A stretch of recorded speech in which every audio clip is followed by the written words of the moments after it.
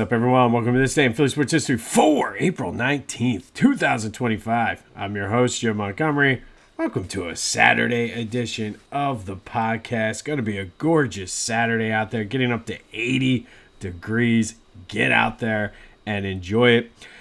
Let's get into some quick housekeeping before we get started. First and foremost, yesterday, you might remember I said if the YouTube channel goes black, I'll explain why. It did not, but I took a chance on something. It probably will not be doing it a lot in the future. But for Fridays with AI, I put a loop of Randall Cunningham clips on there. And of course, it got tagged for a copyright. Luckily, the person that owned the clips is cool with people using it on YouTube videos. But I took a chance and they got me, which is why I don't put the clips on YouTube. Usually I put them on my social media where it's a little bit more lax on there, which I don't know. I don't understand it. I get it if you own the clips or whatever. But to me, I'm like, all right, I'm kind of like the news. I'm reporting the news, just news that happened in the past. But I don't know. I digress. So the YouTube channel is fine. Did get that tag as soon as I posted the video. But if you haven't checked it out, check out yesterday's Fridays with AI. We created an alternate reality where Randall does not tear his ACL in the first game of the season in 1991 and goes on to become possibly the GOAT of NFL quarterbacks. So go check it out. And then follow me on social media, Jimbo_Mont on Twitter and TikTok, on Instagram at PhillyJimbo. Subscribe to the YouTube channel, Jimbo_Mont, and continue to spread the word. As I mentioned, there are highlights, pictures, photos, whatever I can find from this day in Philly sports history on my social media, including Facebook and LinkedIn. So go check it out over there. And as I mentioned, check out the Fridays with AI, experimenting with it, trying to tweak it and get it just right. Always a good time when we spend Fridays with AI. And then don't forget, starting Monday, we will start our draft spotlight. We'll highlight the best picks from each round of the NFL draft in Eagles history as we gear up for the first round of the draft on Thursday. Now, that does lead to the question of the day. And I want to see people's opinions on this one. So lots of talk and rumors that I heard, which I don't think there's any merit to them.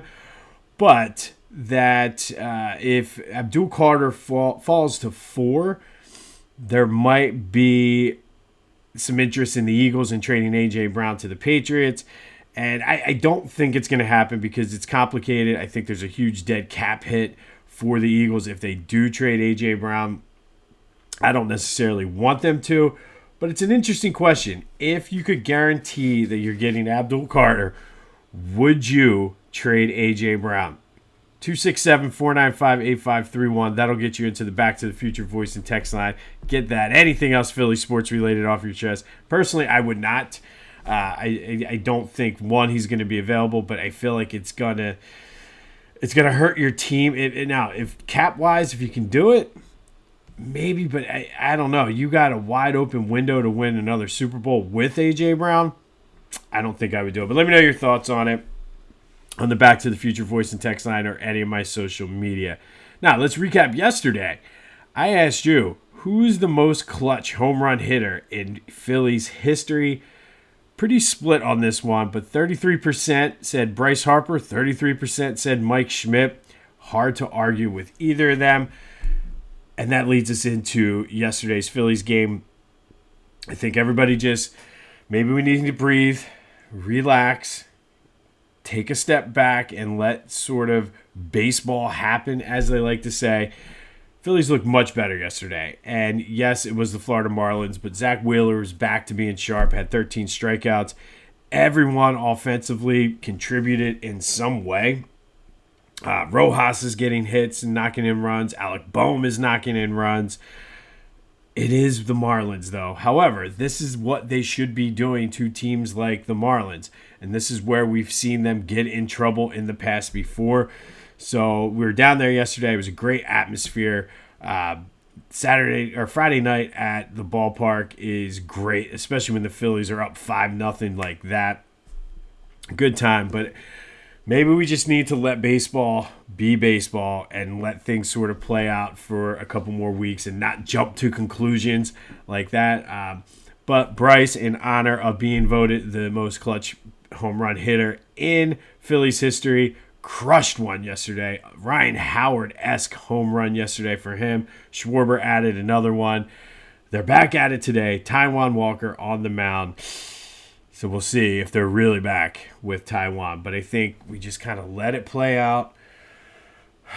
Breathe. Yes, again, I know it's the Marlins, but this is maybe just what the doctor ordered to get the Phillies right as they move forward. Because I think they have a big series against the Mets coming up very, very soon, possibly even next week. I haven't looked ahead at the schedule, but I remember there was an early April matchup. So that should be must-see TV. Get right against the Marlins. Take what the schedule gives you. But again, everybody contributed. You got to love it. Had a great time with the kids down there. It's cool to see them really into it and just soaking it all in. So Phillies, Marlins today. Taijuan Walker on the mound. All right, other than that, that was pretty much the story in Philly sports as the NBA and NHL playoffs are kicking off without the Flyers and without the Sixers. Instead, we are stuck with wondering, what do we do about the NBA and the NHL draft? So we will be doing our Tankathon every day until the NBA and NHL lotteries. So I ran some simulations this morning, just getting them called up here. And let's start with the Flyers. And Flyers kept the number 5 pick for the second straight day. Again, we'll take that. They have the 2 picks in the 20s, so it should be very active. But I will gladly take that, and it's much easier for the Flyers to sort of stand pat in the NHL than what it is for the Sixers. Sixers, on the other hand, though, second day in a row that they dropped down to number 7. And that would just be the absolute worst. After suffering through this dreadful season, to not come out of it with a first-round draft pick would be brutal. But we'll have another Tankathon run tomorrow as we go. And then the Union are in action down, I believe they're at Suburu Park against Atlanta. Can they bounce back? Again, this dude has a plan. Not sure what the plan is, but Union and Atlanta United tonight. I believe it's Suburu Park, but we'll have the recap of that tomorrow. Be sure to check out my boys at the Clashing Conferences podcast. Lots of great things going on with their sports fan network. Go to clashingconferences.com for details on what they have to offer and how you can get involved. Steven and the crew are doing a great job over there. You can check out their podcast wherever you get your podcasts, as well as on YouTube. And then go to Philly Goat. I've been talking about it all week. It's a Saturday. If you're sitting out back, going to have an early Easter celebration with someone or your family, go tell them about Philly Goat. I'm telling you, the Jordan Spector collection now on Philly Goat is huge. And if you've never seen Jordan Spector's work, go to Philly Goat and check it out. He's phenomenal. Makes a great piece for your office, your man cave. If you have a sports-themed room, they make great gifts, whatever. But go check out the Jordan Spector collection and use the promo code Jim Montgomery to take 10% off your order. That's phillygoat.com. Promo code Jim Montgomery to take 10% off of your order. All right, so there are no Sixers and Flyers playoffs this year, but there was a point in time when, yes, even the Flyers made the playoffs, and that's what we're going to talk about today. We're going to go back to 1997, and on this day in 1997, it was a rare playoff doubleheader at the Wells Fargo Center, then known as the Core States, and it's probably not the playoff doubleheader you think, because the Sixers were terrible in 1997. But first game of the doubleheader, the Phantoms opened up their Calder Cup playoff run with a 4-2 win over the Baltimore Bandits. They would go on to win that series 3-0. You might remember the Phantoms did play in Philadelphia from 1996 to 2009. They made a quick stop in Adirondack before settling up in the Lehigh Valley in 2014. They still are the Flyers minor league affiliate, but they kicked off the first leg of the playoff doubleheader with a 4-2 win over the Baltimore Bandits. And then later that night, it was the Flyers taking a 2-0 lead over the Pittsburgh Penguins in their first round playoff series. Joe Otto, John LeClaire, and Trent Klatt all scored for the Flyers that day. And as you know, it was Flyers, Penguins, Lemieux, Yager, Lindros, LeClaire, star-studded game down at the Wells Fargo Center.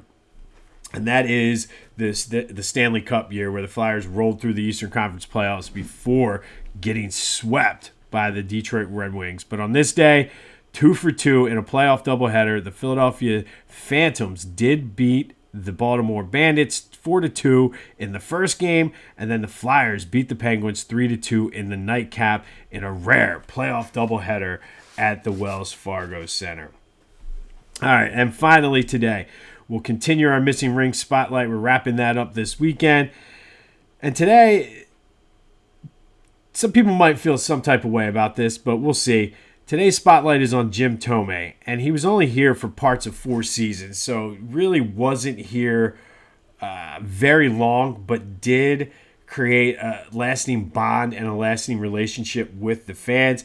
He was, of course, the first big-name free agent that the Phillies had brought in a long time, in part to help open and sell tickets for Citizens Bank Park. He came in the last year at the Vet, played the first couple years at Citizens Bank Park. Did hit his 400th career home run here in Philly. Had just over 100 home runs in his 4 years here in Philly. And that last one doesn't really count because he was only here for a little bit and then got traded. I do think he helped get Charlie Manuel here because of their relationship. And I wasn't able to see one way or the other if it was directly related, but I'm sure somehow, some way, that Jim Thome and Charlie Manuel's relationship did play a role in him coming to Philly, and we all know how that worked out with Charlie managing the Phillies to the World Series. But Jim Thome does deserve a ring here in Philly because he kind of did the grunt work, helped open up Citizens Bank Park, helped get butts in the seats, helped make us care about Philly baseball again. Because if you remember, it was sort of like we had Jimmy Rollins, Chase Utley was coming up, but it was just there was so many years from Terry Francona and then the Larry Bowa teams just not getting over the hump that Jim Thome certainly helped the transition into the golden era, because it wasn't long after he left that the Phillies did go on that run where they won 5 straight NL East titles. So Jim Thome is today's Missing Ring Spotlight. Would have loved to have seen him get one in here just because, and I think he knew it. I mean, don't get me wrong, he was getting paid, but he was sort of like the main attraction when the Citizens Bank Park opened up. And I think for that, more so than anything, he deserves a ring. So Jim Thome, our Missing Ring Spotlight. We will finish up the Missing Ring Spotlight tomorrow with one of everybody's favorite players. Probably, you talk about it, other than Brian Dawkins, the guy we're going to spotlight tomorrow is probably the guy that everybody in Philadelphia wishes had a ring. So stay tuned for that tomorrow on a special Easter edition of the podcast. On this day in 1997, the Phantoms and the Flyers played a doubleheader playoff style at the Wells Fargo Center. First, it was the Phantoms winning 4-2 over Baltimore, and then the Flyers beating the Penguins 3-2 to take a 2-0 lead in their best of 7. I think it was 7 back then still. Best of 7 series. They would go on to win that series and make it all the way to the Stanley Cup before getting swept by the Red Wings. But let me know your thoughts on the hypothetical talk about A.J. Brown and the Patriots and Abdul Carter and all that other stuff. Personally, like I said, I don't think I would do it. But if you tell me that you can make it like a 1-for-1 trade and you don't have to worry about the salary cap implications, you have my attention. But let me know your thoughts on that here on a Saturday. This has been This Day in Philly Sports History for April 19th, 2025. My name is Jim Montgomery. Go have yourselves a Saturday and enjoy this weather. And until next time, I'll see you when I see you.